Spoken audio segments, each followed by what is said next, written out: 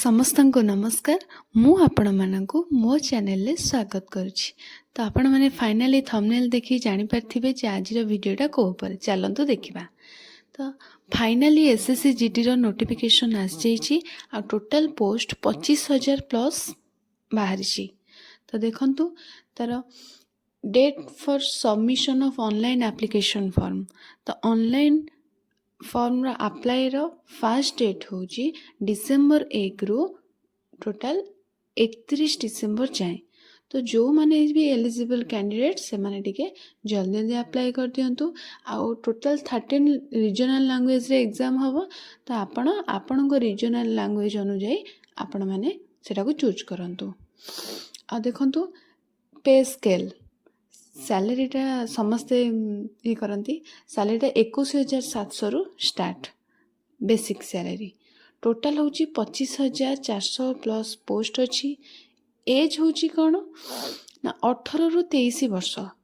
1/1/2026 18ରୁ 23 ବର୍ଷ ହୋଇଥିବା ଦରକାର।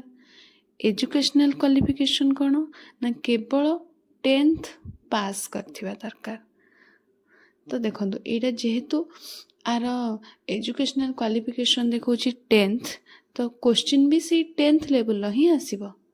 ଆପ୍ଲିକେସନ୍ ଫି କେତେ ନା 100 ଟଙ୍କା।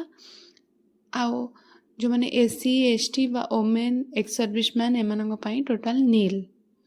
ଆଉ ସେଣ୍ଟର୍ସ ଅଫ୍ ଏକ୍ଜାମିନେସନ୍ କ'ଣ ନା ସେଣ୍ଟର ଅଫ୍ ଏକ୍ଜାମିନେସନ୍ ଆପଣ ଆପଣଙ୍କ ନିଜ ରିଜନ୍ ଅନୁସାରେ ଦେଖିକି ଦିଅନ୍ତୁ। ତ ଫାଇନାଲି ଚାଲନ୍ତୁ ଆମେ ଦେଖିବା ସିଲାବସ୍। ସିଲାବସ୍ର କ'ଣ ଟୋଟାଲ୍ ପଡ଼ିବ 80ଟା କୋଶ୍ଚିନ୍।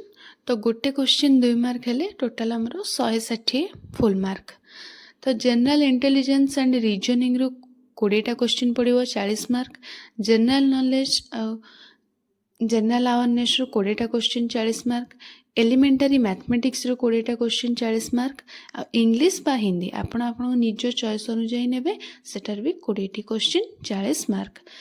କିନ୍ତୁ ଟୋଟାଲ୍ କୋଶ୍ଚିନ୍ 80, କିନ୍ତୁ ଟାଇମ୍ ହେଉଛି 1 ଘଣ୍ଟା।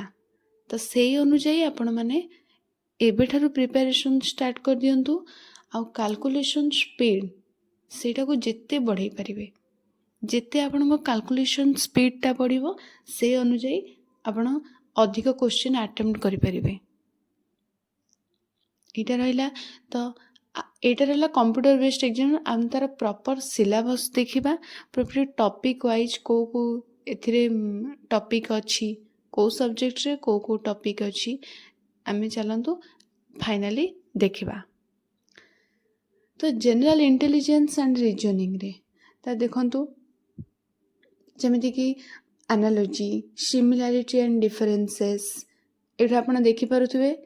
ତାପରେ ଜେନେରାଲ୍ ନଲେଜ୍ ଆଉ ଜେନେରାଲ୍ ଆୱାରନେସ୍ରେ ଫାଷ୍ଟ ତ କରେଣ୍ଟ ଆଫେୟାର୍ସ ଆସିବ। ତାପରେ କ'ଣ ରହିଲା history, art and culture, geography, economy, science, polity ଆପଣ ସେଇ ଅନୁଯାୟୀ ଦେଖିଦିଅନ୍ତୁ। ମ୍ୟାଥମେଟିକ୍ସରେ କ'ଣ ରହିଲା ratio and proportion, percentage, average, interest. ଆଉ ଇଂଲିଶର ବି ଚେକ୍ କରିଦିଅନ୍ତୁ। ତ ଆପଣମାନେ ଯେଉଁମାନେ ବି ଆପ୍ଲାଏ କରିବା ପାଇଁ ଏଲିଜିବଲ୍ ସେମାନେ ଜଲ୍ଦି ଜଲ୍ଦି ଆପ୍ଲାଏ କରନ୍ତୁ। ଆଉ ଏଇ ସିଲାବସ୍ ଅନୁଯାୟୀ ପଢ଼ାପଢ଼ି ଏବେଠାରୁ ଷ୍ଟାର୍ଟ କରିଦିଅନ୍ତୁ। ତ ଯେମିତିକି ସିଓର ସଟ୍ ଆପଣମାନେ କ୍ୱାଲିଫାଏ କରିବେ। ତ ମୁଁ ଆର ଗୋଟେ ଭଲ ଷ୍ଟ୍ରାଟେଜି ଏଇ ଚ୍ୟାନେଲରେ ଅପଲୋଡ଼ କରିଦେବି। ଆଉ ଭିଡ଼ିଓଟି ଭଲ ଲାଗିଥିଲେ ଭିଡ଼ିଓଟିକୁ ଲାଇକ୍ କରନ୍ତୁ, ଆଉ ଆପଣଙ୍କ ଫ୍ରେଣ୍ଡମାନଙ୍କ ସହ ସେୟାର କରନ୍ତୁ। ଆଉ ଚ୍ୟାନେଲକୁ ନେକ୍ସଟ ଏଇଭଳିଆ ଇନଫର୍ମେଟିଭ୍ ଭିଡ଼ିଓ ପାଇବା ପାଇଁ ସବସ୍କ୍ରାଇବ୍ କରନ୍ତୁ ମୋ ଚ୍ୟାନେଲକୁ।